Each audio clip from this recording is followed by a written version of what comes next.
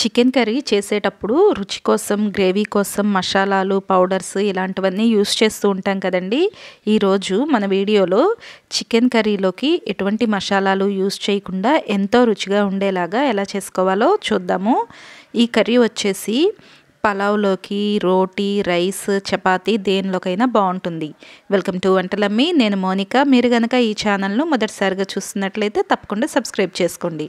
ముందుగా stove on చేసి stove పైన ప్యాన్లో 4 స్పూన్ల వరకు ఆయిల్ని యాడ్ చేసుకోండి. ఈ ఆయిల్ కాస్త వేడెక్కిన తర్వాత 3 నుండి 4 ఉల్లిపాయలు, మీరు తీసుకునే ఉల్లిపాయల సైజుని బట్టి తీసుకోండి. ఇలా ఉల్లిపాయలను సన్నగా తరుక్కుని ఈ ఉల్లిపాయ తరుగును వేసి ఫ్రై చేసుకోండి. ఇవి కొద్దిగా ఫ్రై అయిన తర్వాత 3 నుండి 4 పచ్చిమిర్చి కూడా చిన్న ముక్కలుగా కట్ చేసుకుని ఈ పచ్చిమిర్చిని కూడా యాడ్ చేసుకోండి.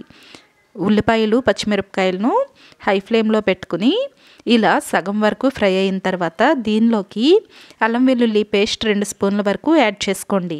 అల్లం వెల్లుల్లి పేస్ట్ యాడ్ చేసిన తర్వాత స్టవ్ను లో ఫ్లేమ్లోకి టర్న్ చేసుకుని ఇలా కలుపుకుంటూ ఫ్రై చేసుకోండి. పచ్చివాసన పోయి మనకు వేసిన అల్లం వెల్లుల్లి పేస్ట్ కొద్దిగా కలర్ చేంజ్ అవ్వాలన్నమాట. ఇలా కలర్ చేంజ్ అయ్యే వరకు ఫ్రై చేసుకుని తర్వాత ఒక 3/4 kg వరకు చికెన్ను దీనిలో యాడ్ చేసుకోండి. చికెన్ వేసి ఈ మొత్తం కలిసేలాగా ఒకసారి కలుపుకోండి. ఇలా కలుపుకున్న తర్వాత స్టవ్ను మీడియం ఫ్లేమ్లోకి పెట్టుకుని మూత పెట్టేసి ఒక 5 నుండి 10 నిమిషాల పాటు అవసరమైతే మధ్య మధ్యలో కలుపుకుంటూ కుక్ చేసుకోండి. మనకు చికెన్ నుండి వాటర్ అనేది రిలీజ్ అయ్యేంత వరకు కూడా ఇలా మీడియం ఫ్లేమ్లో కుక్ చేసుకోవాలి. ఇలా వాటర్ రిలీజ్ అవ్వటం స్టార్ట్ అయిన తర్వాత స్టవ్ను లో ఫ్లేమ్లోకి టర్న్ చేసుకుని మూత పెట్టి మనకు రిలీజ్ అయిన వాటర్ మొత్తం కూడా మళ్ళీ అయిపోయి ఇలా ఆయిల్ పైకి తేలాలి. ఇలా ఆయిల్ సపరేట్ అయ్యే వరకు కూడా మీరు లో ఫ్లేమ్లోనే కుక్ చేసుకోండి. తర్వాత దీనిలోకి 4 నుండి 5 స్పూన్లు కారం యాడ్ చేసుకోండి. అలాగే ఉప్పు కూడా ఒక 2 నుండి 3 స్పూన్ల వరకు యాడ్ చేసుకోండి. ఉప్పు, కారం మీ రుచికి తగినట్లుగా మీరు అడ్జస్ట్ చేసుకుని వేసుకోండి. ఒక 1/2 స్పూన్ పసుపు ఇవన్నీ కూడా వేసి మొత్తం కలిసేలాగా ఒకసారి కలిపేసుకోండి.